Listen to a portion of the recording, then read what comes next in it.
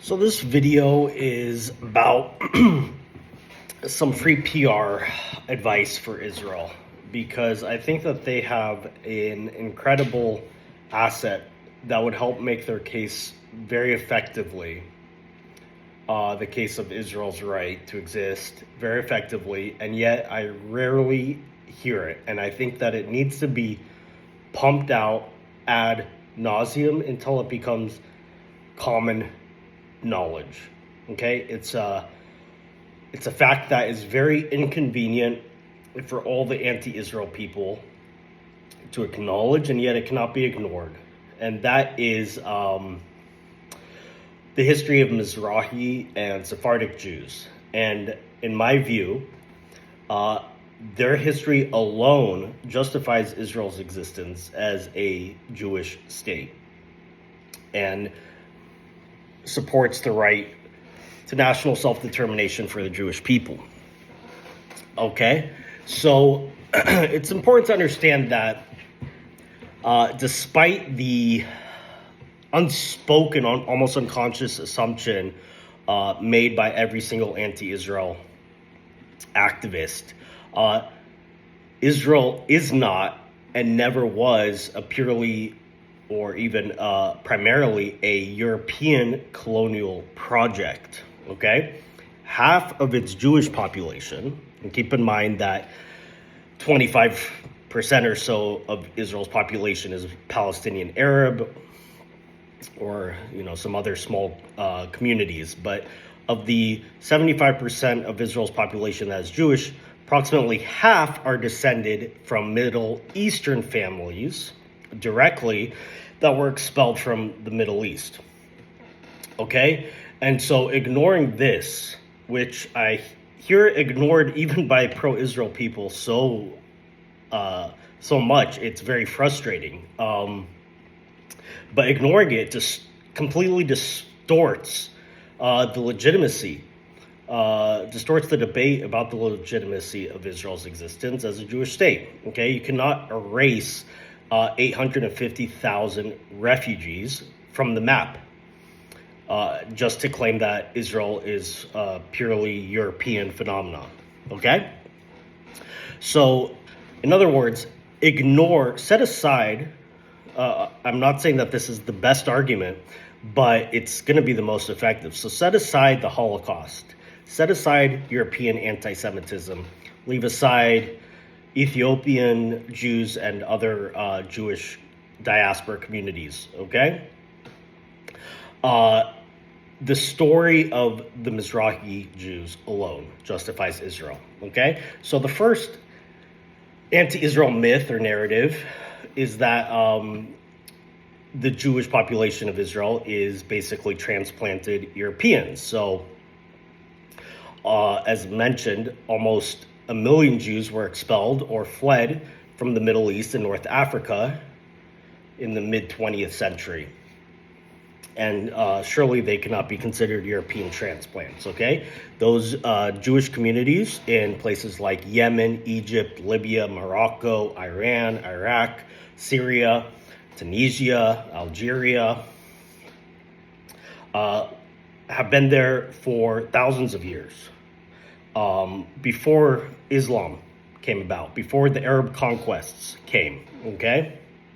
And yet, between the 1940s and 70s, 850,000 Jews from those countries were expelled, okay?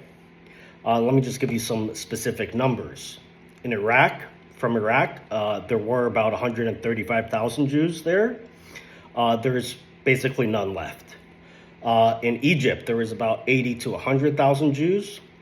In the mid-20th century, there's none left. Yemen, there was about 50,000. There's none left. Libya, 38,000 or so. None left. Algeria, Tunisia, Morocco, there were hundreds of thousands collectively. There might be a few thousand left. Iran, about 80 to 100,000 Jews used to live there. There's something like 10,000 left. Okay? Nearly all of these refugees went to Israel. Why? Not because, it was the luxury choice at the time, but because it was the only place I would take them.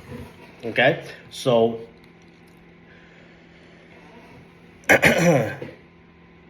that shatters the myth of Israel existing as a European colonial transplant. Okay? The next myth that it shatters, the anti-Israel myth that it shatters, is that Israel exists solely as compensation for the Holocaust. Because when you expel almost a million Middle Eastern Jews from their home country, confiscate their property, strip them of citizenship, and erase their history, then the necessity of a Jewish homeland becomes self-evident. And unlike other displaced people, these Mizrahi Jews had a place to go, a place that was tied to their history, religion, and identity, and that place was Israel. So that's two myths, anti-Israel myths, that are shattered by this fact. So let's go on to the next myth, which is that this myth that Jews and Muslims coexisted completely in harmony prior to the state of Israel. And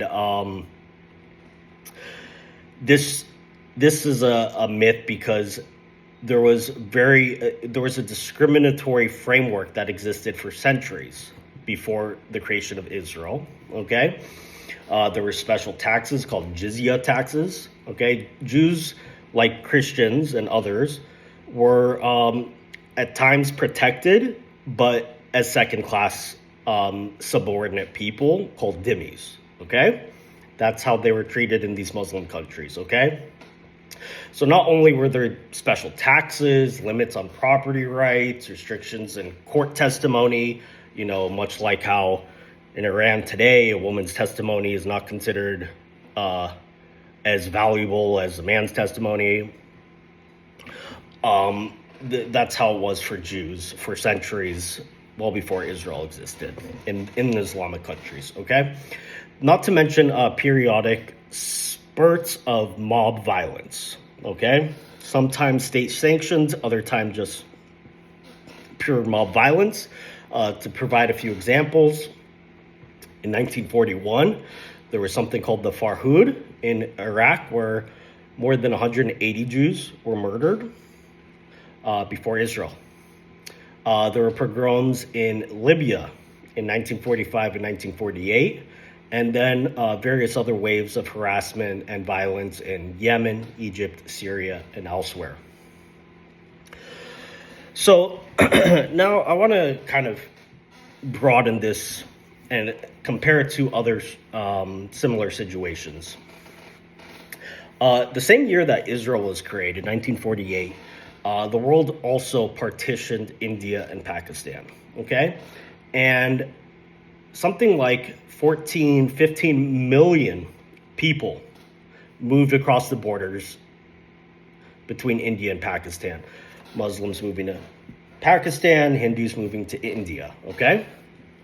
Millions. 10 times more than the Palestinians that were displaced in Israel in 1948. 10 times more than the Jews that were kicked out of the Muslim countries, okay? And yet nobody claims that Pakistan should be dissolved or is illegitimate because Hindus moved out of their homeland in Pakistan when the partition happened. Why is it obsessive focus on the Palestinians' right of return to pre-1948 borders of Israel? I mean, if you think about it, the Palestinians actually moved much. They were refugees. Sometimes they left on voluntarily. Sometimes they were forced to leave. I'm not diminishing that. But they moved very short distances in many cases, from, let's say, Haifa to the West Bank. It's not very far. They're still in their traditional communities. They're still speaking the same language. They have the same culture. And yet they hold on to this right of return to that specific shack that their grandfather lived in Haifa, and they plan to move back there with all of their cousins, tear down whatever's there now and turn it back into the shack that their grandfather was forced to leave in 1948. And only the Palestinians are humored to believe that that's going to happen, okay?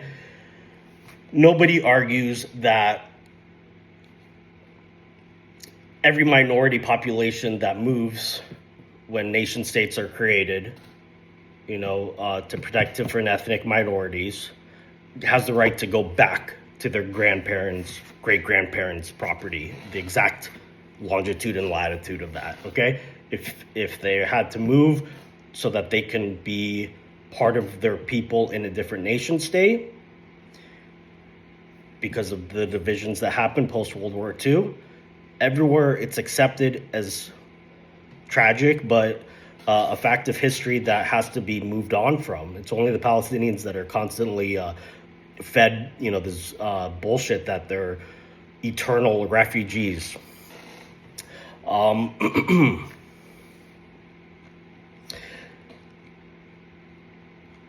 But I just want to, again, make the point that the story of the Mizrahi Jews, which now are about half of Israel's population, Jewish population, alone justifies Israel's existence as a Jewish state. And this is a point that Israel and all Israel's PR needs to hammer every single opportunity. Go after it, because the liberal, white-hating, woke left will not know how to handle this argument. Okay?